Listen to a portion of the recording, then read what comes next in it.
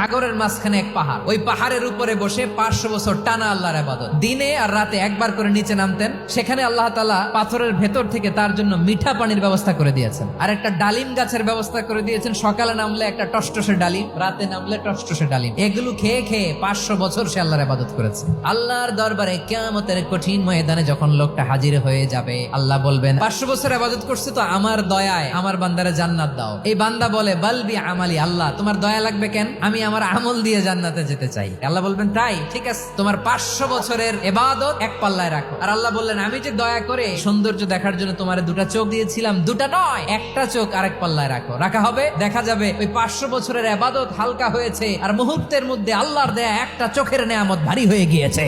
ফলাফল দেখো, হিসাব বলে তুমি এখন জাহান্নামে যাবা, যাও এবার জাহান্নামে যাও। এবার লোকটা কাচুমাচু করে বলে আল্লাহ এবার আমি বুঝতে পেরেছি তোমার দয়া ছাড়া দুনিয়ায় কেউ জান্নাতে যেতে পারবে না।